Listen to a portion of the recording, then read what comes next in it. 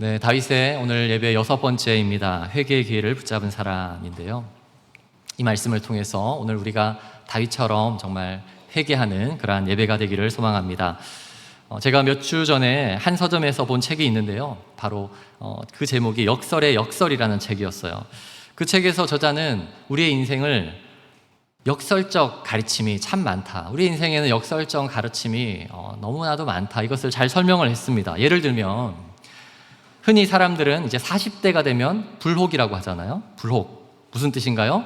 유혹에 이제 흔들리지 않는다. 그러한 나이가 되었다라고 해요. 그런데 조사를 해보면 인생에서 가장 유혹이 많고 특별히 흔들렸을 때 크게 낭망하게 되는 그러한 시기가 40대라는 것이죠. 그래서 이 40대의 불혹, 그렇게 부르는 진짜 이유는 그때는 이제 흔들림이 없어서가 아니라 그때야말로 어떠한 유혹과 시험으로부터 조심해야 된다. 그것을 가르친다는 거예요.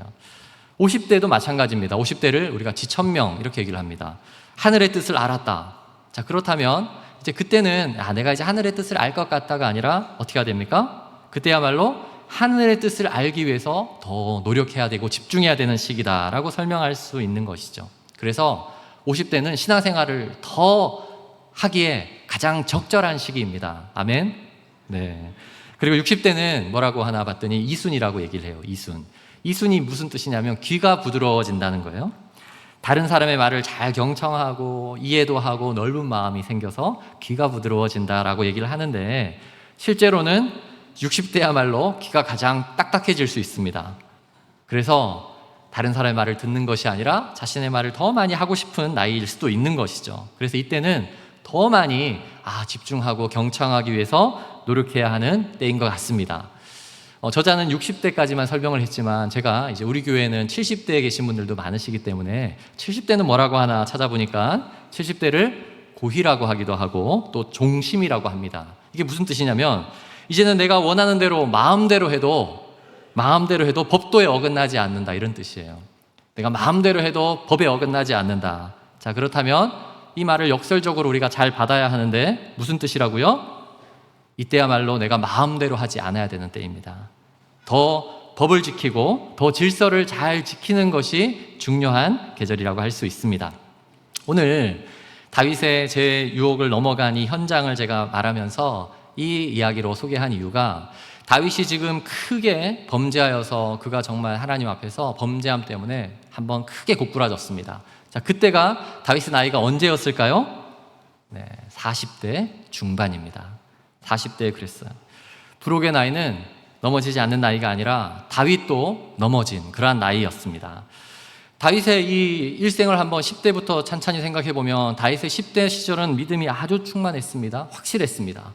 그리고 그 믿음 가운데 20대에는 광야에서 고난과 숱한 어려움, 그러나 그것이 훈련되어지는 그러한 신앙생활을 보냈습니다.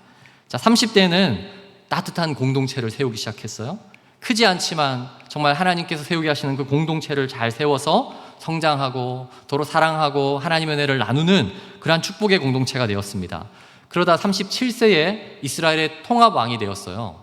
자, 통합왕이 되고 나서 예루살렘을 수도로 이제 딱 정하고 거기에 하나님의 궤를 모셔다가 이제 어떻게 했습니까? 이 나라의 왕은 내가 아니라 하나님이시다. 그러한 선포 가운데에 정말 예루살렘에 하나님의 궤를 옮겨놓고 그러한 신앙이 아주 좋았습니다. 이후에 하나님이 정말 축복하셔서 굉장히 평안한 그러한 시기가 이제 시작되어지기 시작했습니다. 그런데 다윗이 40대에 이제 천하를 호령하는 그 나이가 되었을 때에 치명적인 실수를 저지르고 말았습니다. 그동안 한결같이 하나님을 분명히 잘 섬기고 다른 사람에게 인정받고 믿음도 좋고 그랬는데 그의 인생의 가장 평안한 시기, 그때에 충격적인 범죄를 저지르게 됩니다. 만약 그때 다윗이 회개하지 않았다면 그의 인생은 아마도 사울 왕과 똑같이 비극적인 종말을 맞이했을 것 같아요. 그런데 여러분, 다윗과 사울 왕의 차이점이 무엇인지 아세요?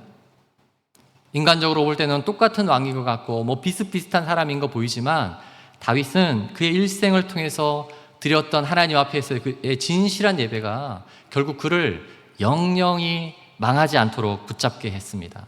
그는 참된 하나님 앞에 예배자였기 때문에 그 한 방으로 망하는 게 아니라 회개를 통해서 다시 회복된 자였다는 거예요. 그래서 참된 예배자의 은혜, 그 가운데 하나는 바로 회개의 은혜입니다. 회개할 수 있는 것이 놀라운 은혜인 줄 믿습니다. 제가 최근에 이제 날씨가 너무 더우니까 막 이런 생각을 해봤습니다. 서울에 오니까 서울은 눈이 생각보다 많이 와요. 그래서 눈을 감고 있으면 저 하늘에서 이렇게 눈이 떨어지는 듯한 그걸 보면서 시원함을 느낍니다. 자, 그런데 그 눈이 많이 온 것 같은데 서울의 이 도로에 제가 지방에서는 경험하지 못했던 큰 특징이 하나 있는데 눈이 안 쌓여 있어요.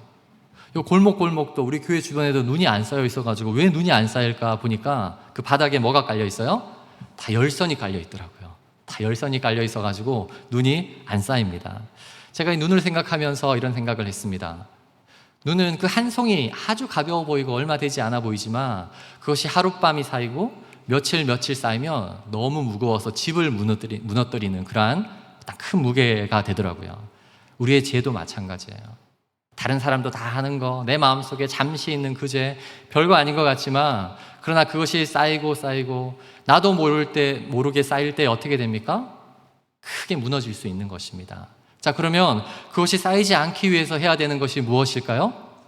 네, 여러분 서울시의 이 지혜를 배워야 돼요. 마음의 열선을 깔아야죠. 네. 제가 쌓이기 전에 계속해서 녹을 수 있도록 마음의 열선을 쌓아야 해요. 그 열선이 뭐죠? 생명의 빛 대신 예수 그리스도의 그 은혜의 빛 앞에 우리의 죄를 항상 녹이는 거죠. 우리 안에 예수 그리스도의 생명의 빛이 있으면 그 열선 공사가 되어진 것입니다. 우리 한번 이렇게 옆 사람과 이렇게 인사해 볼까요? 마음의 열선 공사를 합시다. 네. 은혜의 그 열선 공사. 네. 그리고 그것을 하는 저와 여러분이 되기를 소망합니다. 오늘은 우리가 다윗의 회개와 또 이 범죄와 회개를 통해서 다윗이 결국 큰 실수를 범했지만 그가 그래도 너무 늦지 않게 회개한 그 모습을 통해서 그래서 그 죄의 무게로 그 결국 쓰러지고 넘어지는 것이 아니라 하나님 앞에서 다 용서받는 은혜의 사람이 된 것처럼 우리도 그러한 은혜의 사람이 되기 위해서 다윗의 실수의 장면을 한번 복귀하는 시간 되기를 원합니다. 자, 그렇게 되기 위해서 우리는 첫 번째 어디서부터 문제가 시작되었는지를 돌아보아야 합니다. 어디서부터 문제가 시작되었는지를 돌아보아야 합니다. 우리 이 다윗의 범죄 현장의 이야기는 11장부터 시작을 합니다. 그래서 11장 1절을 한번 같이 읽어보겠습니다. 시작. 그 해가 돌아와 왕들이 출전할 때가 되매 다윗이 요압과 그에게 있는 그의 부하들과 온 이스라엘 군대를 보내니 그들이 암몬 자손을 멸하고 랍바를 에워쌌고 다윗은 예루살렘에 그대로 있더라. 네. 지난주에 우리가 다윗의 그 언약궤를 예루살렘 성으로 가져온 그 이야기를 보았는데 그게 사무엘하 6장의 이야기였습니다. 6장이었죠. 그 뒤에 어떻게 되었을까요? 6장부터 이후에 10장까지는 한마디로 요약하면 다윗의 군사적 축복이에요. 다윗의 엄청난 그 형통함이에요. 이스라엘의 그 서쪽에 있던 블레셋 완전히 물리치고요. 그리고 남쪽에 있는 모압, 북쪽에 있는 아람, 그리고 동쪽에 남은 암몬, 이제 그 얼마 남지 않았어요. 완전히 물리치기 직전까지 이르렀습니다. 뿐만 아니라 단순히 이긴 것이 아니라 그 나라 사람들이 조공을 가져다 바칠 정도로 다윗은 영향력이 아주 좋았습니다. 자, 이제 암몬, 동쪽에 있는 암몬만 무찌르면 하나님께서 허락하신 그 약속의 땅 전체가 온전히 하나님을 예배하는 그런 땅으로 될 수 있었습니다. 자, 그런데 이미 암몬은 패전이 너무나도 분명했고 여기 11절에 보니까 왕들이 출전할 때가 되매 이제 이것이 무슨 장면이냐면 이제 왕 한 사람만 겨우 그 끝 벼랑 같은 데서 이제 그냥 죽음을 맞이하는 그러한 순간으로 이해할 수 있습니다. 이제 그 왕을 이기면 전체를 이기는 거예요. 자, 그 왕들이 출전할 때에 사실 그 왕을 무찌르러 다윗이 마땅히 갔어야 하는데 다윗은 가지 않고 어떻게 했습니까? 예루살렘에 그대로 있었습니다. 자, 왜 다윗은 가지 않고 예루살렘에 있었을까요? 그 전쟁 너무 쉬우니까요. 누가 가도 이제 그 땅 이미 다 차지했고 그곳에 있는 왕은 잡아다가 이제 끝낼 수 있으니까요. 자, 그렇다면 다윗은 지금 예루살렘 성에 남아있지만 어쨌든 전쟁 중입니다. 어떻게 해야 됩니까? 기도라도 했어야죠. 그런데 기도하지 않고 이제 마지막 순간 얼마 남지 않은 그 순간 그는 영적인 잘못을 범하고 맙니다. 자, 기도하지 않는 대신 그가 무엇을 했는지가 2절에 나옵니다. 2절도 한번 같이 읽어볼까요? 시작. 저녁 때에 다윗이 그의 침상에서 일어나 왕궁 옥상에서 거닐다가 그곳에서 보니 한 여인이 목욕을 하는데 심히 아름다워 보이는지라. 네, 여기 보니까 저녁 때라는 표현이 있죠. 저녁 때 해가 이제 지기 시작해서 서늘해지는 때입니다. 이스라엘의 그 중동의 문화는 낮이 너무 뜨겁기 때문에 그때 잠시 낮잠을 잘 수 있습니다. 자, 그런데 그 시간에 온 나라의 군인들은 지금 전쟁을 하고 있어요. 그런데 다윗은 낮잠을 잠시 잔 것이 아니라 언제까지 잔 거예요? 서늘해질 때까지 한참을 잔 거예요. 얼마나 많이 잤는지. 그러고 나서 옥상을 올라갑니다. 자, 그런데 그곳에서 누구를 보는 것이죠? 한 여인이 목욕하는 것을 보게 됩니다. 성경은 다윗의 이야기를 통해서 우리에게 영적인 놀라움, 가르침을 주고 있습니다. 이 교훈이 낮잠을 많이 자지 말아야 된다 뭐 그런 거 아니잖아요. 네. 영적인 나태함이 몰려올 때가 이렇게 무서운 거예요. 만약 지금이 내가 참 평안하다, 이제 뭐 내가 잠자도 내가 특별히 그 전쟁 신경 안 써도 다 이길 것 같다, 그런 상태가 된다면 그때야말로 나에게 가장 위험한 순간임을 여러분 기억하시기 바랍니다. 그래서 기도를 쉬지 말라, 쉬지 말고 기도하라, 이게 무슨 뜻이에요? 어려운 일이 있고 우리에게 힘든 일이 있을 때 기도하지 않는 사람 있습니까? 아니에요. 어려운 일이 닥치고 우리에게 힘든 일이 닥치면 다른 사람이 기도 이제 하지 마 라고 해도 기도할 거예요. 그런데 평안해지면 기도하지 않는 거죠. 그래서 쉬지 말고 기도하라, 이 말의 바른 의미는 오히려 평안할 때에, 내가 기도하지 않을 그때에 기도하라는 말과 같은 거예요. 하나님께서 마땅히 다윗에게 이제 축복을 주셨고 그 왕국에, 그곳에 영적 리더로 세웠다면 그는 이제 영적인 눈을 뜨고 기도했어야 됐습니다. 그런데 그가 영적인 민감성을 갖지 못하고 영적인 눈이 점점 가려지자 어떻게 됩니까? 육신의 눈이 뜨기 시작했어요. 여러분, 이거 기억하셔야 됩니다. 영적인 눈이 감겨지기 시작하면 육신의 눈이 더 커지는 거예요. 육신의 눈이 더 커지는 거예요. 그래서 한 여인이 목욕하고 있는데 그 해가 지는 어둑어둑한 상황에서 그 여인 실컷 자고 일어나서 보니까 너무 아름답게 보이는 것이죠. 영적인 눈은 완전히 감겼고 육신의 잘못된 눈은 너무나도 크게 열린 것입니다. 그래서 범죄함을 저지르고 말았습니다. 예전에 제가 수요예배 때 한번 이 내용을 말씀을 드렸는데요. 2017년도에 부산에서 있었던 일이에요. 제가 있었던 그 부산에서 있었던 조금은 충격적인 일이어서 제가 잘 기억하고 또 한번 오늘 소개하고 싶습니다. 두 중년의 여성이 길을 가다가 돈 봉투를 2개를 발견을 했어요. 그 봉투를 열어보니까 각각 현금 500만 원이 담겨 있는 거예요.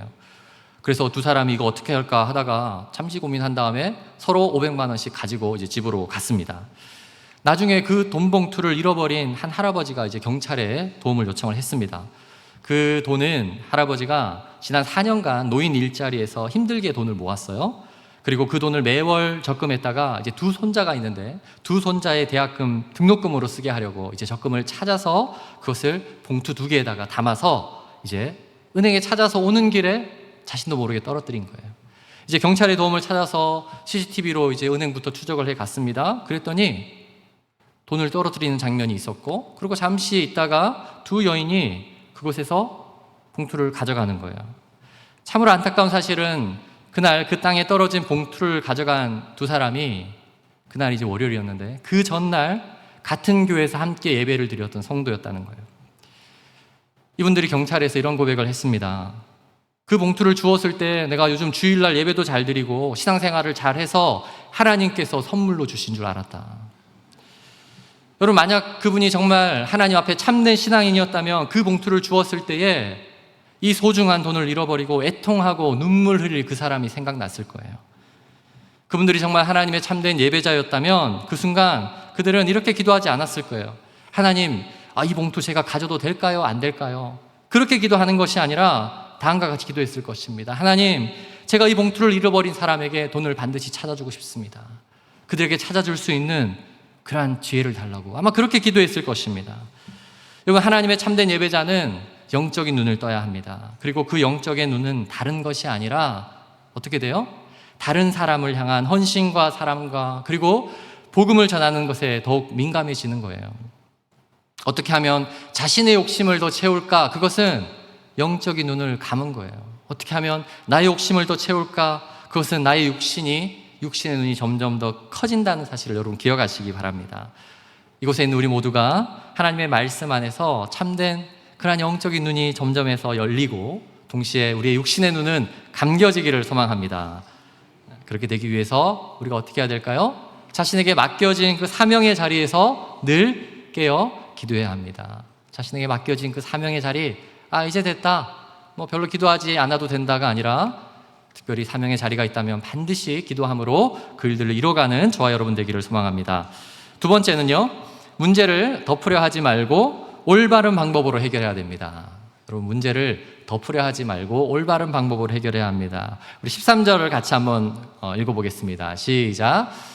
다윗이 그를 불러서 그로 그 앞에서 먹고 마시고 취하게 하니 저녁 때에 그가 나가서 그의 주의 부하들과 더불어 침상에 눕고 그의 집으로 내려가지 아니하니라. 네.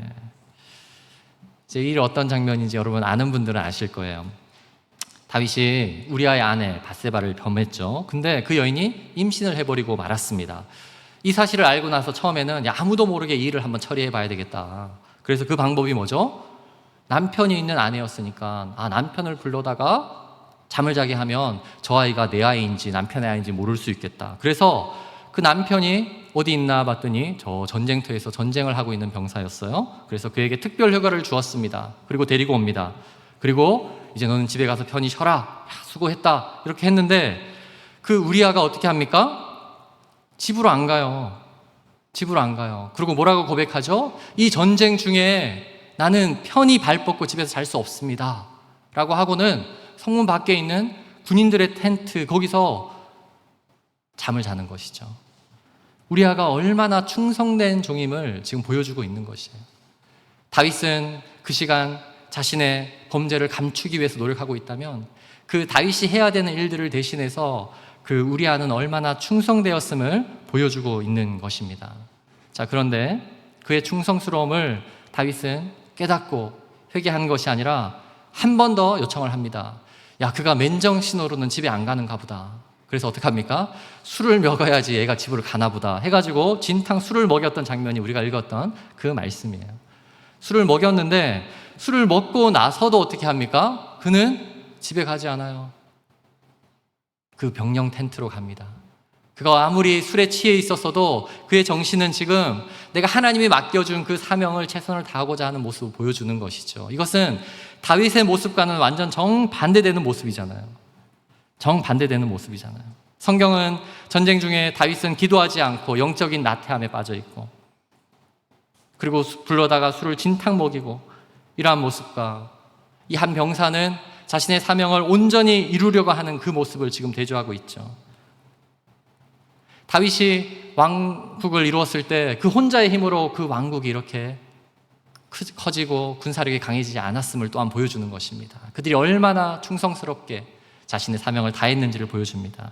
그런데 다윗은 결국 너무나도 악한 선택을 하고 말았습니다. 그를 죽이기로 작정합니다. 그리고 1장 15절에 보면 그의 부하에게 이렇게 전달을 하죠. 같이 한번 읽어보겠습니다. 시작. 그 편지에 써서 이르기를 너희가 우리아를 맹렬한 싸움에 앞세워 두고 너희는 뒤로 물러가서 그로 맞아 죽게 하라 하였더라. 그로 맞아 죽게 하라. 네. 온 마음을 다해서 왕과 이 나라를 위해서 헌신한 그 군인을 죽이기 위해서 이처럼 악한 결정을 하고 말았습니다. 그리고 결국은 우리아는 죽고 말았습니다. 저는 이 말씀을 읽으면서 다윗이 이렇게 악한 결정을 하기 전에 미리 돌이켰더라면, 미리 회개했더라면 얼마나 좋았을까. 그래서 멈춰야 할 때 멈출 수 있는 것이 정말 큰 은혜예요. 다윗은 그러지 못했습니다. 멈추지 못했던 그 이유가 무엇이죠? 문제를 자꾸만 덮으려고 했기 때문이에요. 자신이 저지른 그 일에 대해서 직면하고 생각한 것이 아니라 어떻게 하면 이것을 덮어볼까? 이렇게 한번 처리해보고 저렇게 한번 생각해보고 자꾸 거짓말을 만들고 다른 사람에게 책임을 떠넘기고 그 가운데 그 문제는 어떻게 됩니까? 점점 더 굴러 눈송이가 큰 산을 이룬 것처럼 커져버린 것이죠. 제가 지난주 설교 말미에 죽은 교회를 부검하다라는 책을 잠시 소개해드렸어요. 사실은 제가 그때 그 죽은 교회를 부검하는 그 책 소개하려고 한 게 아니라 사실 오늘 살아나는 교회를 해부하다라는 책을 소개해주고 싶어서 그 지난주 잠시 말씀을 드렸습니다. 그 저자가 죽은 교회를 부검해봤더니 뭐 박물관처럼 딱딱해져가지고 막 이렇게 경직되어 있더라, 또 찬양이 없더라, 이제 이런 얘기를 했지만 저는 그 책이 나왔을 때 그냥 읽고 싶지 않았어요. 저렇게 해서 그냥 끝나는. 그런데 그 저자가 몇 년 지나서 이러한 책을 썼습니다. 살아나는 교회를 해부하다. 그 저자가 죽은 교회들을 여러 가지 조사를 하다 보니까 동일하게 똑같이 죽어가는 교회가 있었는데 그 중에 다시 살아나는 교회들이 있었다는 거예요. 그래서 그 살아나는 교회, 그 원인이 무엇일까? 궁금하지 않습니까? 제가 그래서 이 책을 안 살 수가 없었습니다. 그래서 그 책을 사서 살아나는 교회, 죽어가고 있었지만 다시 어떻게 살아났을까? 근데 그 첫 번째가 뭐냐면요, 인정과 책임이에요. 그 비결의 첫 번째가 인정과 책임.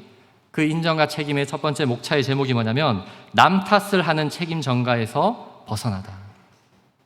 다른 사람 탓하고 남 탓하는 그 책임 전가에서 벗어나야지 비로소 다시 살아날 수 있다는 거예요. 죽어가는 하나님의 공동체가 다시 회복되기 위해서 가장 첫 번째로 해야 하는 일이 뭐라고요? 남 탓하지 않고 인정하고 책임을 말하는 거예요. 누구 때문에 이렇게 됐다, 누가 아니라서 그렇게 되었다가 아니라 지금 나는 살아있다면 지금 내가 이곳에서 어떠한 책임을 질 것인가. 그때 하나님께서 새로운 길을 여시고 부흥의 기회를 주실 줄 믿습니다. 마찬가지로 우리가 개인적으로 잘못을 범해서 어떤 문제가 생겼다면 그때 첫 번째로 우리가 해야 할 일이 바로 인정과 책임이에요. 누구 때문에 일이 생겼다, 누가 잘못했다가 아니라 우선 자신의 잘못도 인정하고 책임지려고 할 때에 하나님께서 다시 회복하게 하는 일을 여실 것입니다. 많은 경우에 사람들이 자신의 잘못이 드러나는 그 순간을 힘들어합니다. 그래서 회피하게 되는 것이죠. 잘못을 자꾸 덮으려고 합니다. 여러분, 사람들이 자신의 잘못을 덮으려고 하는 가장 쉬운 방법이 뭔지 아세요? 누군가 말하기 전에 내가 먼저 말하는 거예요. 나의 잘못이 드러날까 봐 그것이 너무나도 두려워서 자꾸 말을 많이 해서 그것을 덮으려고 하는 거예요. 문제를 덮으려 하고 문제를 회피하려고 하는 그 가운데에 다른 말들을 지어내서 다른 이야기를 통해서 문제를 보지 않고 다른 것을 보게 하도록 다른 사람의 시선을 움직이게 하는 거예요. 다윗을 보세요. 이렇게 훌륭하고 하나님을 예배하려고 하고 말씀의 사람, 기도의 사람, 성령의 사람, 그런데도 이 큰 죄악을 저질렀습니다. 오늘 우리가 이 말씀을 보면서 그래, 다윗도 그랬지, 아니 다윗 저 사람 왜 저랬어 라고 손가락질 할 것이 아니라 지금 이 말씀 안에서 다윗도 그랬다면 마땅히 내 안에도 그 죄는 있겠구나, 그것을 확신해야 됩니다. 지금 다윗의 잘못이 아니라 다윗도 그랬다면 내 안에도 놀랍고 무서운 죄의 영향력이 반드시 있겠구나, 그것을 깨뜨려야 합니다. 그것을 버리지 않으면 우리는 회개할 수 없게 되는 거예요. 그리고 밝히 드러나서 하나님께서 올바르게 해결할 수 있도록 그리고 회개해야 됩니다. 다윗은 조금 늦었죠. 사실 좀 많이 늦은 것 같죠. 그러나 다윗은 결국 그러한 일을 했습니다. 그래서 오늘 마지막 세 번째, 우리가 다윗의 그 해결 방법을 배우기를 원합니다. 마지막 세 번째는요, 죄의 문제를 해결하시는 하나님께 진심으로 고백해야 합니다. 죄의 문제를 해결하시는 하나님께 진심으로 고백해야 합니다. 우리 9절을 같이 한번 읽어보겠습니다. 시작. 그런데 어찌하여 내가 여호와의 말씀을 업신여기고 나보기에 악을 행하였느냐? 내가 칼로 햇사람 우리아를 치되 암몬 자손의 칼로 죽이고 그의 아내를 빼앗아 내 아내로 삼았도다. 우리 9절 10절에 보면 내가 여호와의 말씀을 업신여기다라는 표현이 2번 나옵니다. 다윗의 일생 가운데 성경에 기록된 누군가가 다윗을 업신여겼던 사건이 2번 있었습니다. 기억하고 계십니까? 언제 그랬죠? 다윗이 하나님을 이름을 높이며 찬양할 때 골리앗이 다윗을 업신여겼어요. 그리고 다윗이 온 마음으로 하나님을 찬양하는 그 찬양 예배의 시간에 미갈, 마땅히 그가 왜 하나님을 예배하는지 알아야 할 그 미갈이 다윗을 업신여겼어요. 그런데 지금 다윗이 여호와의 말씀, 그가 너무나도 사랑하는 그 하나님의 말씀을 업신여기고 말았습니다. 다윗이 범한 이 범죄에 대해서 십계명을 가지고 설명한 한 신학자가 있었어요. 제가 이 이야기를 들으면서 굉장히 많이 공감을 하고 또 확신을 하게 되었는데, 다윗이 처음 범했던 그 범죄를 십계명의 몇 계명에서 범한 것이죠?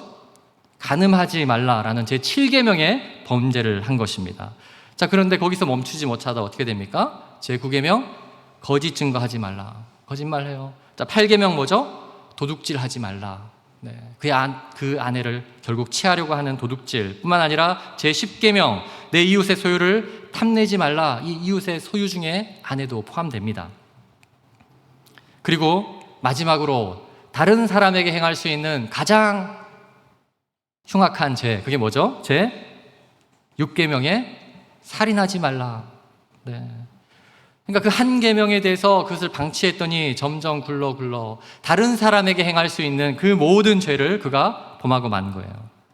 그런데 그의 죄가 다른 사람에게만 끝나지 않았습니다. 다윗이 범죄한 후에 나단 선지자가 찾아와요. 나단 선지자가 와서 쉽게 말해서 회개하라라는 말을 하는 건데, 그런데 언제 찾아왔을까요? 이 말씀을 잘 보면 다윗이 범죄를 저지른 이후에 약 1년이 지나서야 찾아왔습니다. 왜 하나님께서는 나단 선지자를 1년이 지나서야 보냈을까요? 왜 그렇게 보냈을까요? 제가 생각할 때 하나님은 다윗이 스스로 돌이켜 하나님 앞에 회개하기를 소망하였습니다. 그러나 그 1년 동안 다윗은 스스로 돌아오지 않았습니다.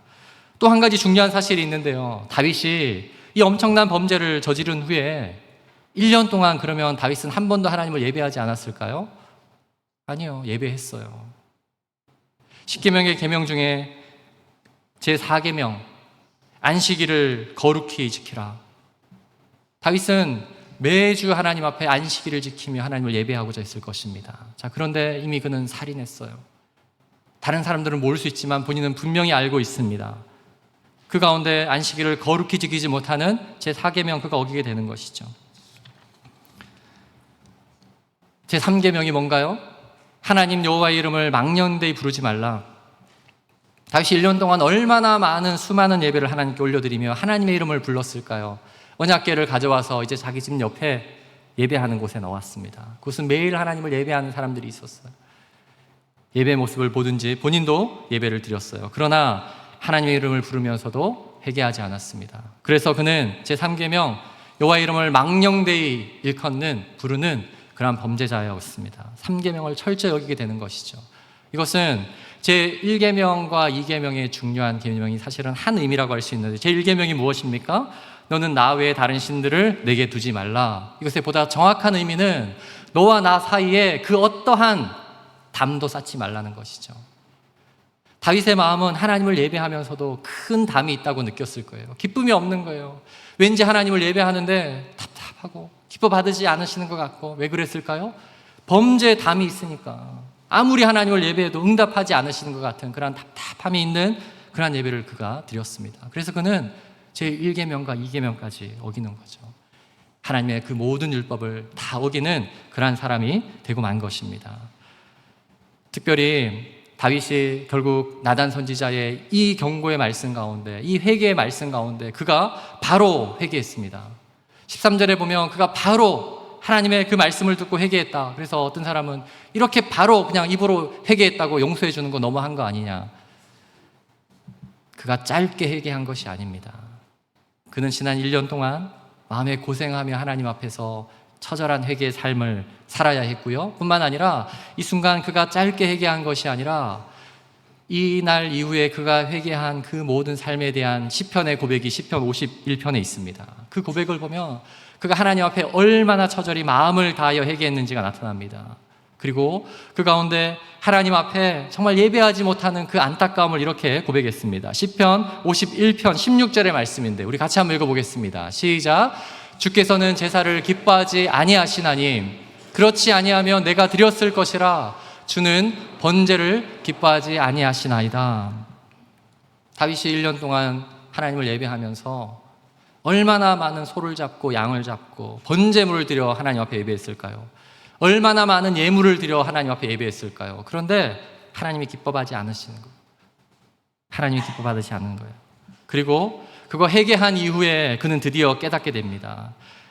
나단 선지자가 온 이후에 회개하고 하나님 앞에 꿇어 엎드려 회개했을 때 그는 드디어 깨닫게 됩니다. 17절의 고백인데 시편 51편 17절 같이 한번 읽습니다. 시작. 하나님께서 구하시는 제사는 상한 심령이라. 하나님이여 상하고 통회하는 마음을 주께서 멸시하지 아니하시리이다. 여러분이 상한 심령이 무슨 뜻인지 아세요? 바로 내가 붙잡고 있는 것을 딱 놓았을 때 바닥에 떨어져서 산산조각 나듯이 깨어지는 그것이 상한이라는 뜻이에요. 다윗이 왜 회개하지 못했을까요? 어쩌다가 일이 더 커져버려서 야, 이거 알려지면 나의 명망은 어떻게 될 것인가? 이거 알려지면 다른 사람들 나를 어떻게 볼 것인가? 그 속에는 딱딱하게 굳어진 어떠한 것이 있었을 것입니다. 눈이 내렸을 때 빨리 녹으면 그것이 잘 물로 되어서 빨리 녹아나지만 여러분 그것을 계속 가지고 있으면 어떻게 됩니까? 딱딱한 바위덩이와 같은 그러한 굳어진 돌과 같은 그러한 상황이 되는 거예요. 우리 죄악도 마찬가지예요.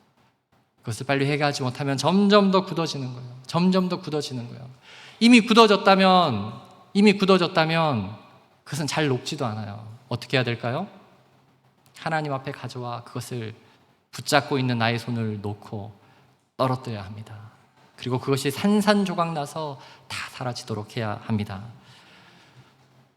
우리의 마음속에, 아니 우리의 육신 속에 암덩이 하나 발견되었다고 했을 때 그것을 떼기 위해서 우리가 얼마나 많은 돈과 노력과 여러 가지 그러한 것을 하고 있지만 우리가 회개하지 않을 때에 우리 마음속에는 점점 더 딱딱히 굳어가는 죄가 있을 것입니다. 그것이 있을 때 우리는 하나님 앞에 그것이 굳기 전에 예배하고 하나님 앞에 나와서 회개하는 그런 축복이 있기를 원합니다. 그러나 다윗처럼 그러지 못했을 때 내 안에 너무나도 딱딱한 무엇이 있어서 하나님을 예배하는데도 불편하고 하나님을 예배하는데도 마음껏 찬양하지 못하고 무언가 그것이 있다면 이제 하나님께서 내가 붙잡고 있는 것을 놓고 완전히 산산조각 내어서 다 돌이킬 수 있도록 그러한 은혜를 베풀 수 있도록 우리가 간구해야 하는 줄 믿습니다. 다윗이 진심 어린 그러한 고백 꿇어 엎드려 한 그 결과 그는 결국 다시 하나님을 예배하는 사람이 되었습니다. 시편 51편의 말씀이 바로 그러한 고백입니다. 시편에는 150편에 이르는 성경의 말씀이 있죠. 150편이 있죠. 그 중에 참회의 시라고 알려진 시가 7편이 있습니다. 그 7편의 시의 저자는 모두 다윗입니다.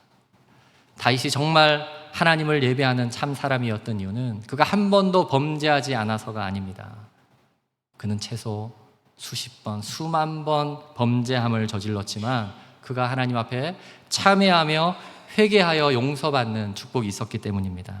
오늘 우리가 이 말씀을 통해서 우리에게도 마땅히 있는 그 죄의 문제를 하나님 앞에 가져와 회개하고 또 그것을 통해서 참된 예배의 사람으로 다시 회복될 수 있기를 주의 이름으로 축원드립니다. 아멘. 이 시간 다윗이 고백했던 그 시편 51편의 그 고백으로 지어진 찬양이 있습니다. 정결한 마음 주시옵소서 이란 찬양인데요. 우리가 오늘 이 고백을 통해서 하나님, 우리가 다윗의 인생을 살펴보면서 6번째 다윗의 회개를 살펴보았는데 이 말씀을 적용하면서 하나님 나에게도 있을 그 죄의 문제를 하나님 해결하여 달라고 기도하기 원합니다. 그리고 이 찬양을 통해서 다시 정말 정직한 영을 새롭게 하시고 나를 주님 앞에서 멀리하지 마시고 주의 성령을 거두지 마시고 주님의 그 구원의 기쁨을 다시 회복시켜서 하나님을 예배하는 참된 예배자가 되게 해달라고 이 시간 이 찬양으로 같이 고백하도록 하겠습니다. 찬양합니다.